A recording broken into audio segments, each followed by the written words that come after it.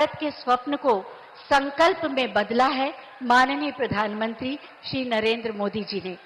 मैं बहुत ही आदर के साथ माननीय प्रधानमंत्री महोदय से अनुरोध करूंगी कि अपने मार्गदर्शन से हमें अनुग्रहित करें आपकी जोरदार तालियों के साथ। भारत माता की मंच पर उपस्थित उत्तर प्रदेश के मुख्यमंत्री श्रीमान योगी आदित्यनाथ जी, उप मुख्यमंत्री श्रीमान केशव प्रसाद मौर्य, भारतीय जनता पार्टी के प्रदेश अध्यक्ष और विधान परिषद के सदस्य श्रीमान भूपेंद्र चौधरी जी, उत्तर प्रदेश सरकार के सभी आदरणीय मंत्रीगण, सांसदगण, अन्य महानुभाव और आजमगढ़ के मेरे प्यारे भाई और बहनों,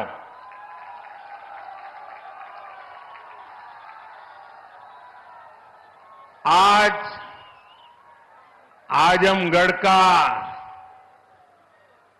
सितारा चमक रहा है।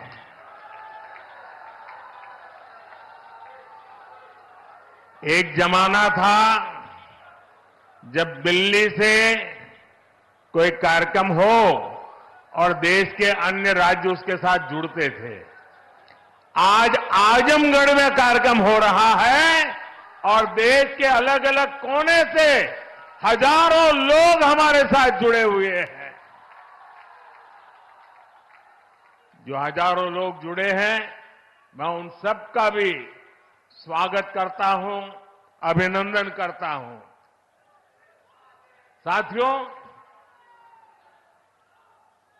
आज केवल आजमगढ़ी नहीं बल्कि पूरे देश के विकास के लिए कई विकास परियोजनाओं का यहां से शुभारंभ हो रहा है। जिस आजमगढ़ को देश के पिछड़े इलाकों में गिनते थे, आज वही देश के लिए विकास का नया अध्याय लिख रहा है। आज आजमगढ़ से कई राज्यों में करीब 34,000 करोड़ रुपए के प्रोजेक्ट्स, उसका लोकार्पण और शिलान्यास हुआ है। आजमगढ़ के साथ साथ श्रावस्ती, मुरादाबाद, चित्रकूट, अलीगढ़, जबलपुर, ग्वालियर, लखनऊ, पुणे, कोल्हापुर, दिल्ली और आदमपुर, इतने सारे एयरपोर्ट्स पर नए टर्मिनल भवन का उद्घाटन हुआ है। और इन टर्मिनल्स के लिए कितनी तेजी से काम हुआ है, इसका एक उदाहरण ग्वालियर का विजया राजे सिंधिया एयरपोर्ट भी है। ये एयरपोर्ट सिर्फ 16 महीने की अवधि में बनकर तैयार हो गया है।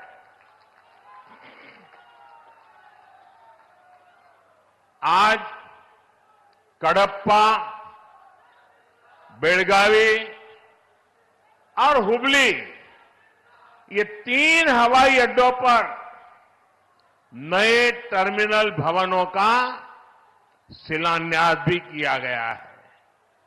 ये सारे प्रयास देश के सामान्य मानवी के लिए हवाई जहाज की यात्रा को और ज्यादा सहज और सुलभ बनाएंगे।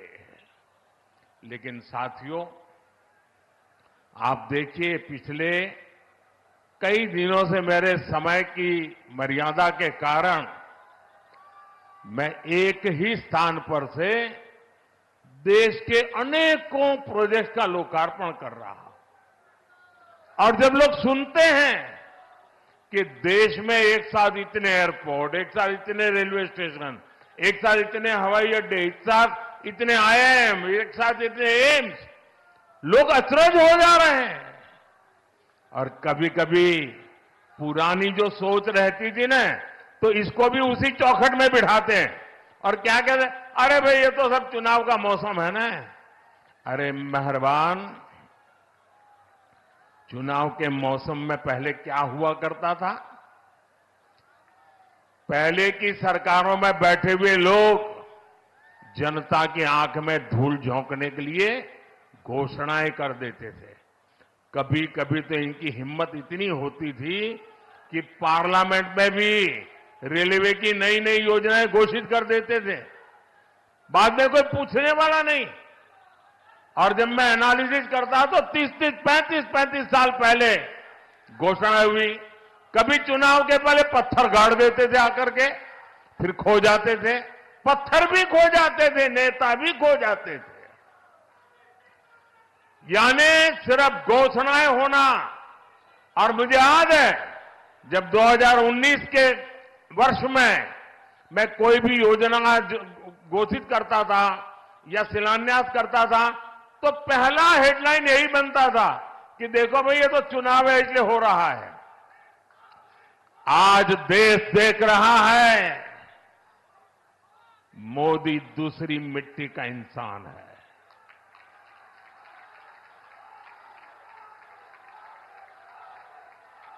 19 में भी जो हमने शिलान्यास किए वो चुनाव के लिए नहीं किए थे। आज उसको धरातल पर उतरते हुए देख सकते हैं, उद्घाटन कर चुके हैं। और आज 24 में भी कोई मेहरबानी करके इसको चुनाव के चश्मों से न देखें। ये विकास की मेरी अनंत यात्रा का अभियान है और मैं 2047 तक देश को विकसित भारत बनाने के संकल्प के लिए तेज गति से दौड़ रहा हूं, तेज गति से देश को दौड़ा रहा हूं। दोस्तों,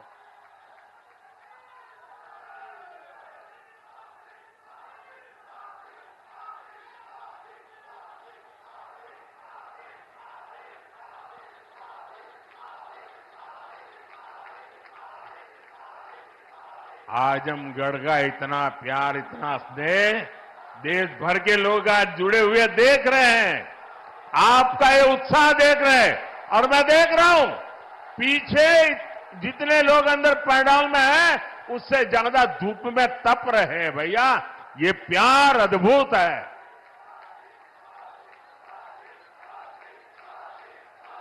साथियों, एयरपोर्ट, हाईवे और रेलवे से जुड़े इंफ्रास्ट्रक्चर के साथ साथ पढ़ाई, पानी और पर्यावरण से जुड़े विकास कार्यों को भी यहां नई गति मिली है।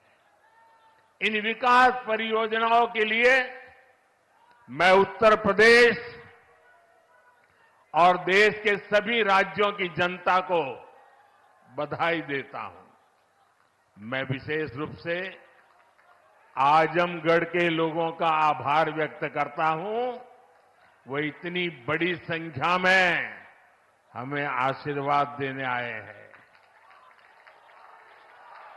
और आजमगढ़ के मेरे भाई बहन, मोदी की एक और गारंटी सुन लीजिए। बताऊं? आजमगढ़ के मेरे प्यारे भाई बहन, मैं आपको एक और गारंटी देता हूं, सुनाऊं? आप बताएं तो बताऊं? देखिए, ये कल का आजमगढ़ अब वो गढ़ है, ये आजन्मगढ़ है। ये आजन्मगढ़ विकास का गढ़ रहेगा, आजन्म रहेगा। अनंत काल तक ये विकास का गढ़ बना रहेगा। ये मोदी की गारंटी है दोस्तों। साथियों, आज आजमगढ़ में एक नया इतिहास लिखा जा रहा है। यहां से लेकर विदेश तक जे भी आजमगढ़ का रहने वाला हो, सबके आज बहुत खुशी मिलत हुई। ये पहली बार नहीं हो। एकरे पहले जब हम पूर्वांचल एक्सप्रेसवे का उद्घाटन कईनी तो आजमगढ़ के सब आदमी कहत रहे कि अब लखनऊ में जहाज से उतर के हमन यहां 2.5 घंटा में आ जाब। अब तक आजमगढ़ में आपन जहाज उतरे का ठिकाना हो गेल। एकरे अलावा मेडिकल कॉलेज और यूनिवर्सिटी बनने के कारण पढ़ाई और दवाई के इंतजाम के लिए भी बनारस जाए का जरूरत कम पड़ी। साथियों, आपका ये प्यार और आजमगढ़ का ये विकास जातिवाद, परिवारवाद और वोट बैंक के भरोसे बैठे इंडी गठबंधन की नींद उड़ा रहा है। पूर्वांचल ने दशकों तक जातिवाद और तुष्टीकरण की राजनीति देखी है और पिछले 10 वर्षों में ये क्षेत्र विकास की राजनीति भी देख रहा है और 7 साल से योगी जी के नेतृत्व में उसे और गति मिली है। यहां के लोगों ने माफिया राज और कट्टरपंथ के खतरों को भी देखा है और अब यहां की जनता कानून का राज भी देख रही है। आज यूपी में अलीगढ़, मुरादाबाद, चित्रकूट और श्रावस्ती में जैसे जिन शहरों को नए एयरपोर्ट टर्मिनल्स मिले हैं, उन्हें कभी यूपी का छोटा और पिछड़ा शहर कहा जाता था। उनकी कोई पूछने वाला नहीं था। अब यहां भी हवाई सेवाएं शुरू हो रही हैं क्योंकि इन शहरों में तेजी से विकास हो रहा है।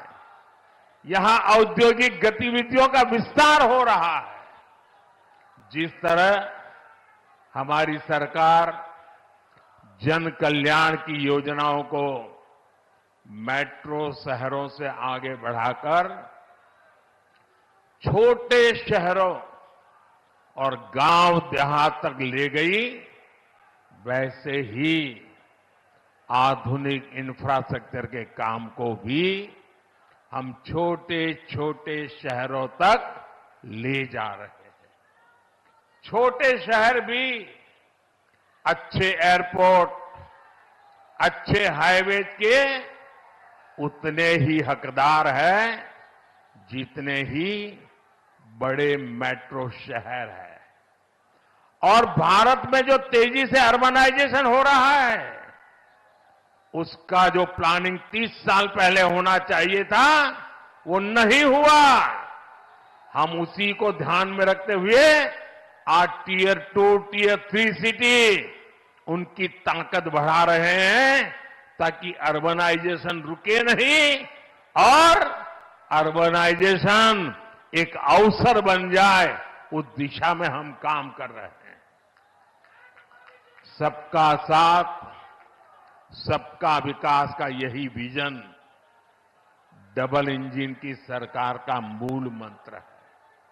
साथियों, आज आजमगढ़, मऊ और बलिया को कई रेलवे प्रोजेक्ट्स की सौगात मिली है। इसके अलावा आजमगढ़ रेलवे स्टेशन का भी विकास किया जा रहा है। सीतापुर, शाहजहांपुर, गाजीपुर, प्रयागराज, आजमगढ़ और कई दूसरे जिलों से जुड़ी रेल परियोजनाओं का लोकार्पण और शिलान्यास भी हुआ है। प्रयागराज रायबरेली, प्रयागराज चकेरी और शामली पानीपत समेत कई हाईवेज का लोकार्पण शिलान्यास भी अभी मैंने किया है। प्रधानमंत्री ग्राम सड़क योजना के तहत 5000 किलोमीटर से ज्यादा सड़कों का लोकार्पण हुआ है। ये बढ़ती हुई कनेक्टिविटी पूर्वांचल के किसानों के लिए, यहां के नौजवानों और उद्यमियों के लिए एक सुनहरा भविष्य लिखने जा रही है। साथियों, हमारी सरकार की प्राथमिकता है कि किसानों को उनकी उपज का सही दाम मिले। आज पहले की तुलना में कई गुना बढ़ी हुई एमएसपी दी जा रही है। गन्ना किसानों के लिए भी इस साल लाभकारी मूल्य में 8% की वृद्धि की गई है। अब गन्ने का लाभकारी मूल्य 315 रुपये से बढ़कर 340 रुपये प्रति क्विंटल हो गया है। आजमगढ़ तो गन्ना बेल्ट में गिना जाता है। आप लोगों को याद है ना कि कैसे इसी उत्तर प्रदेश में जो सरकार चलाते थे ना, वो गन्ना किसानों को कैसे तरसाते थे, कैसे रुलाते थे। उनका पैसा ही तरसा तरसा कर दिया जाता था और कभी कभी तो मिलता भी नहीं था। ये भाजपा की सरकार है जिसने गन्ना किसानों का हजारों करोड़ का बकाया खत्म कराया है। आज गन्ना किसानों को सही समय पर गन्ने का मूल्य मिल रहा है। गन्ना किसानों की मदद के लिए सरकार ने और भी नए क्षेत्रों पर बल दिया है। पेट्रोल में मिलाने के लिए गन्ने से इथेनॉल बनाया जा रहा है। खेत में जो पराली है उससे बायोगैस बन रही है। इसी यूपी ने चीनी मिलों को कोड़ियों के दाम बिकते और बंद होते देखा है। अब चीनी मिलें भी शुरू हो रही हैं और गन्ना किसानों का भाग्य भी बदल रहा है।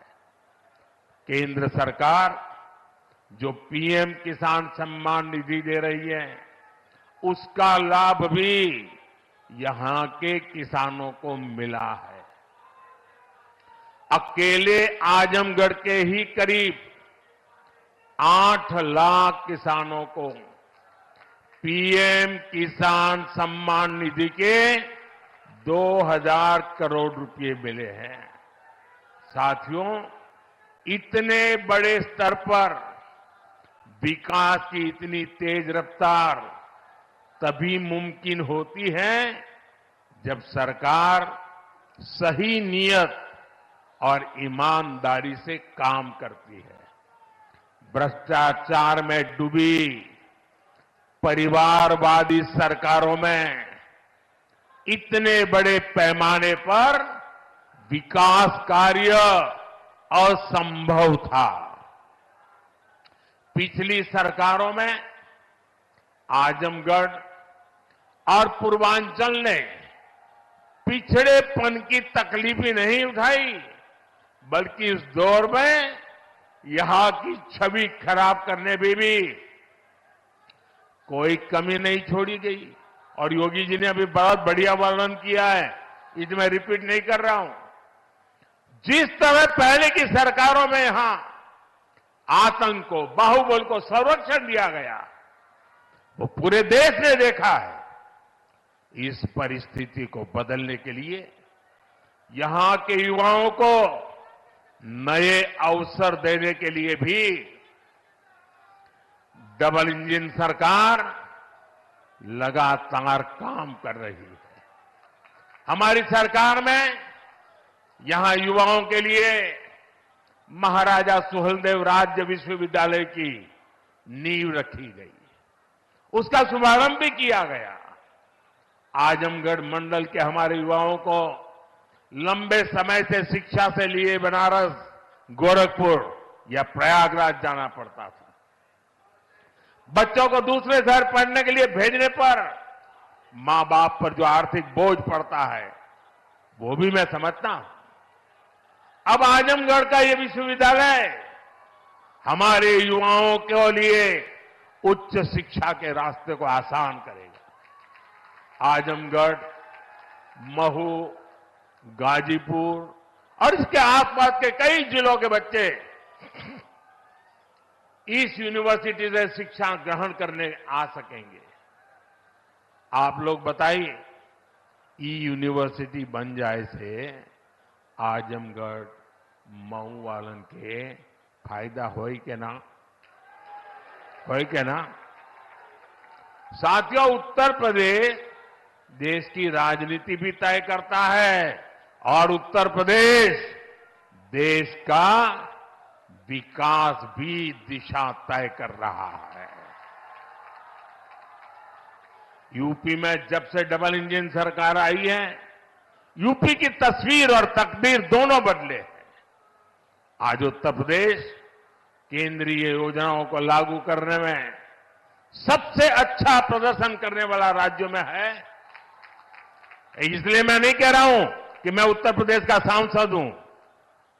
आंकड़े बोल रहे हैं, हकीकत बता रही है कि आज उत्तर प्रदेश अग्रिम पंक्ति में आके खड़ा हो गया है। बीते वर्षों में डबल इंजन की सरकार ने उत्तर प्रदेश में लाखों करोड़ रुपए के विकास कार्य कराए हैं। इससे न सिर्फ यूपी का इंफ्रास्ट्रक्चर बदला है, बल्कि युवाओं के लिए लाखों नए अवसर बने हैं। आज यूपी की पहचान रिकॉर्ड मात्रा में आ रहे निवेश से हो रही है। आज यूपी की पहचान ग्राउंड ब्रेकिंग सेरेमनी से हो रही है। आज यूपी की पहचान एक्सप्रेसवे के नेटवर्क और हाईवे से हो रही है। यूपी की चर्चा अब बेहतरीन कानून व्यवस्था को लेकर हो जाती है। अयोध्या में भव्य राम मंदिर का जो सदियों पुराना इंतजार था, वो भी पूरा हो गया है। अयोध्या, बनारस, मथुरा और कुशीनगर के विकास के, इससे यूपी में पर्यटन भी बहुत तेजी से बढ़ा है। उसका लाभ पूरे राज्य को मिल रहा है। और यही गारंटी 10 साल पहले मोदी ने दी थी। आज आपके आशीर्वाद से वो गारंटी पूरी हो रही है। साथियों, उत्तर प्रदेश जैसे जैसे विकास की बुलंदियों को छू रहा है, तुष्टीकरण का जहर भी कमजोर पड़ रहा है। पिछले चुनाव में आजमगढ़ की जनता ने भी दिखा दिया कि परिवार के लोग जहां अपना गढ़ समझते थे, वो दिनेश जैसा एक नौजवान उसे ढहा देता है। इसलिए परिवारवादी लोग इतने बौखलाए हुए हैं, आए दिन मोदी को लगातार गाली दे रहे हैं। ये लोग कह रहे हैं कि मोदी का अपना परिवार नहीं है। ये लोग भूल जाते हैं कि मोदी का परिवार देश की 140 करोड़ की जनता, ये मोदी का परिवार है। और इसलिए आज हिंदुस्तान के हर कोने से आवाज हो रही है, हर कोई कह रहा है, मैं हूं मैं हूं। इस बार भी यूपी की पूरी सफाई में आजमगढ़ को पीछे नहीं रहना है। और मैं ये जानता हूं, मैं ये अच्छी तरह जानता हूं कि आजमगढ़ जौन चा जाला ऊ कर लेवला। इसलिए मैं इस धरती से यही आह्वान करता हूं, जो देश कह रहा है, जो उत्तर प्रदेश कह रहा है, जो आजमगढ़ कह रहा है, उसी का मैं आह्वान करता हूं, अब की बार 400 पार। अब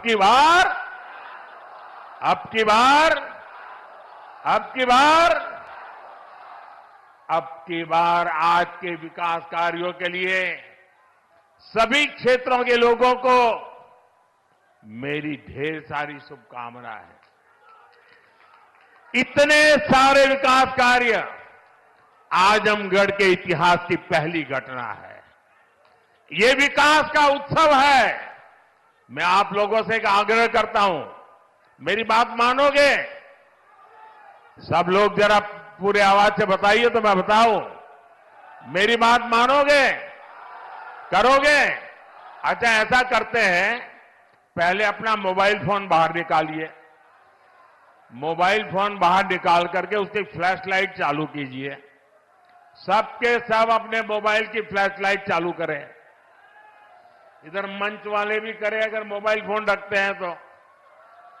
सबके सब अपने मोबाइल फोन की फ्लैश लाइट चालू कीजिए। देखिए, ये विकास का उत्सव है। ये है विकास का उत्सव। ये है विकसित भारत का संकल्प। ये है विकसित आजमगढ़ के विकास का संकल्प। मेरे साथ बोलिए, भारत माता की, भारत माता की, भारत माता की। बहुत बहुत धन्यवाद। बहुत बहुत धन्यवाद माननीय, आपके प्रेरणादायी उद्बोधन के लिए। और आजमगढ़ की इस धरती पर